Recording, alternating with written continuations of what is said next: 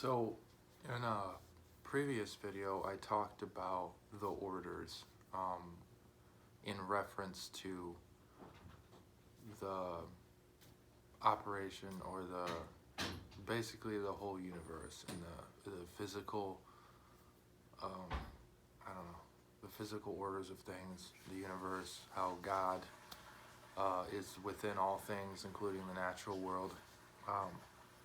So in this video, I wanted to expand on one aspect of what I talked about when it comes to the orders, and that is the natural order, or otherwise known as the immediate order, the state of things that is now, everything going on. So basically, nature, how things are right now.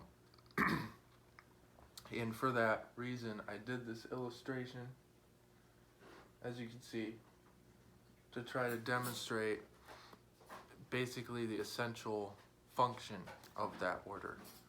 And here you can see like a little fish. He's eating like a little plankton thing, and that plankton is eating like some bacteria or something. But this fish is being eaten by the bigger fish, and so on and so on. And really, you could go on.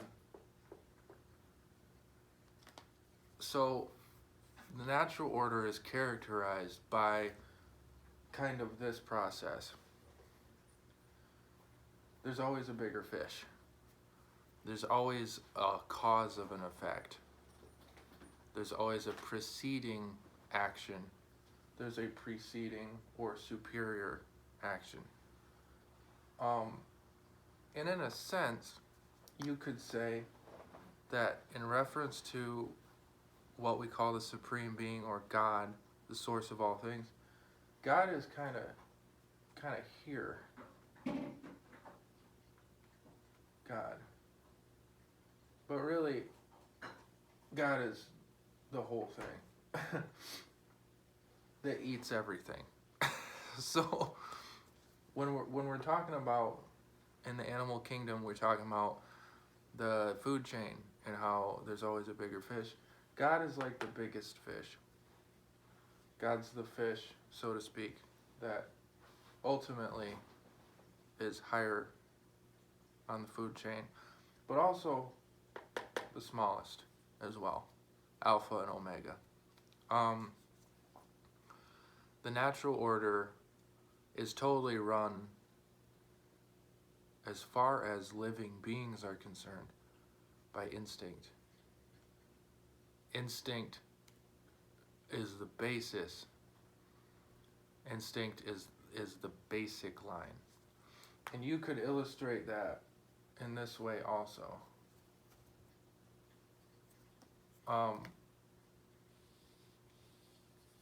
If you had to draw a basic line, like a baseline. That's a terrible line. Hold on. You know what? I'm just gonna take this whole thing.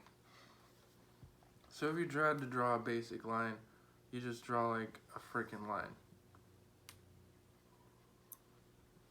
And the line represents the basic state. It represents physical sensation. It represents desire. It represents instinct. That is what we are born into, the baseline, so to speak. So here we are as emergent in the natural order. Now, the thing that distinguishes the natural order from what we called the ultimate or divine order is morality. I can't write upside down. Morals. We'll just say morals. And morals are sort of an emanation of consciousness.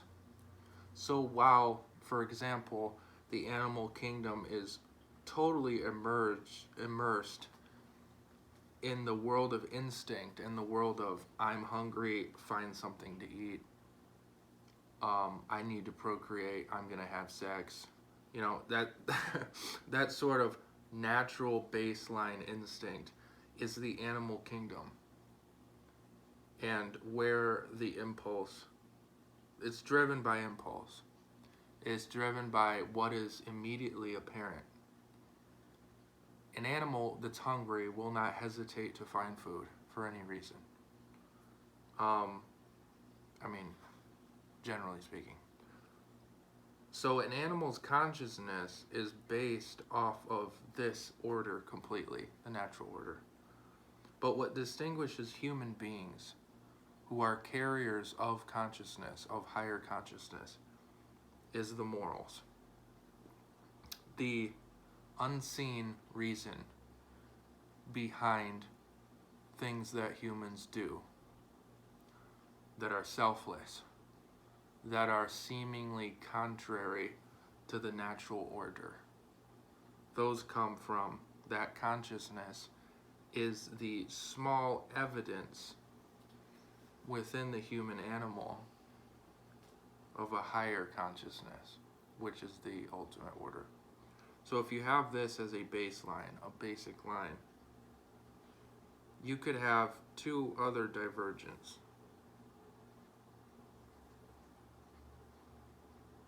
You have maybe an ascending and then a descending. This descending line here represents depravity. It represents the lack of morals.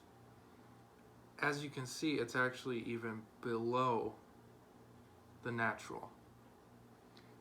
Evil, moral evil, things that are wrong, is illustrated by a divergence even from the natural. Comes to mind murder, senseless murder, violence, stuff like that. It's not to say that the natural order there does not include plenty of violence, because it does.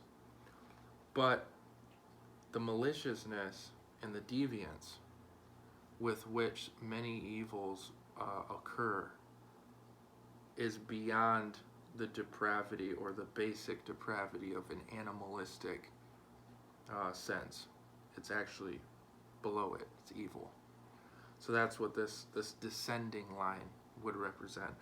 The ascending one, its opposite, would be things which are contrary to the natural order, like selflessness, sacrifice,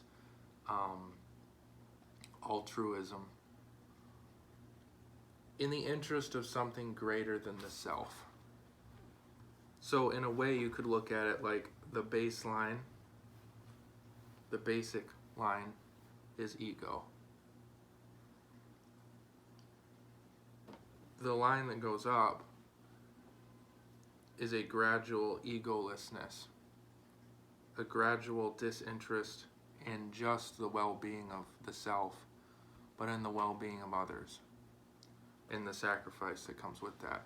And then as its opposite, the descending line down here is the sort of implosion of the ego, where the ego goes beyond selfishness, like mere selfishness of the natural order, and goes evil, goes rogue, and becomes void, that only consumes. And that's basically the trail of consciousness that occurs. The natural order expires. That's the other feature of it, versus the other order, which is the ultimate order. The natural order expires over time because it is bound to time. If we could look at time as just a series of consequences, which it is. Time is not a thing itself as much as it is a way of measuring change. and change is constantly happening because we're constantly moving. Everything around us is constantly moving. There's constant vibration, there's constant, even at an atomic or molecular level. That's like a well-known scientific fact, that everything is moving, everything is changing. That is what time is. And that is what the natural order is completely bound by, is the gradual change of things.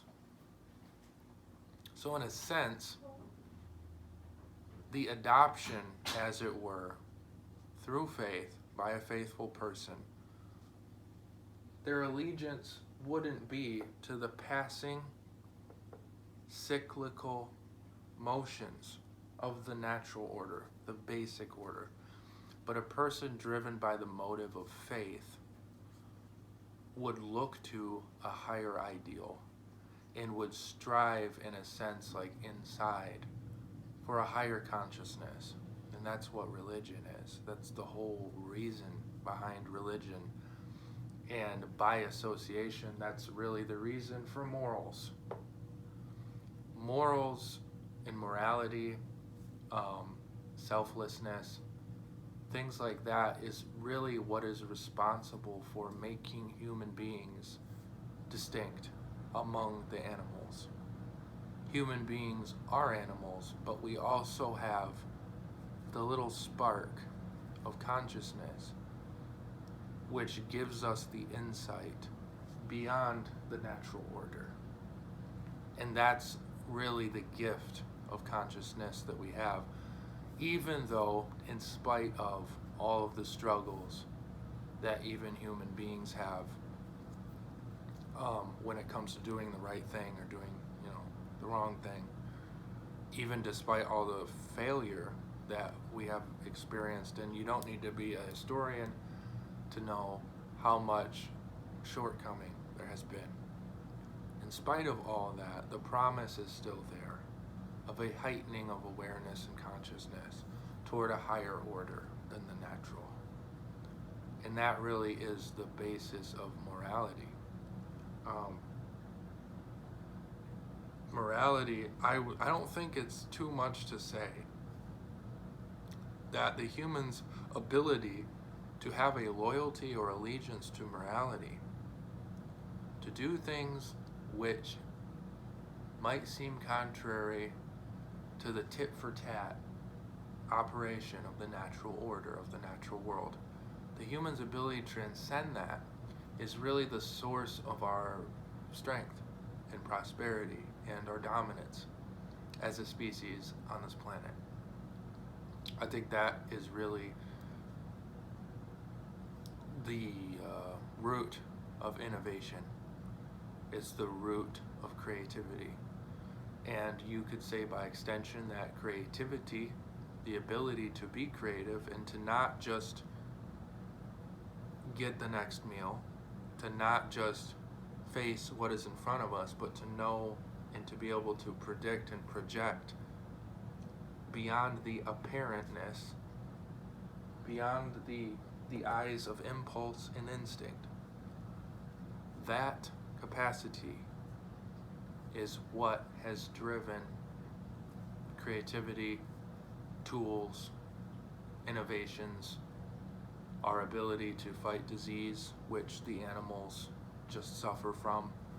That transcendental mindset is what delivers us, so to speak, out of this cycle of life and death, whatever. I mean, to a degree. In the old days, when there wasn't medicine, for example, when there wasn't scientific advancements like that, nature wanted us dead after our ability to procreate was over.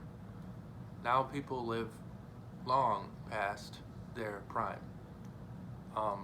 Naturally speaking, that's not supposed to be, but it is. So that's an example. And all of that is afforded by the ability for us to see beyond what is immediately available.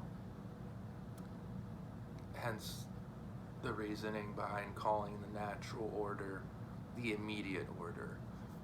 All it is to say that what is apparent, what is immediate before us, is not the whole thing. As a very generalized way of putting it.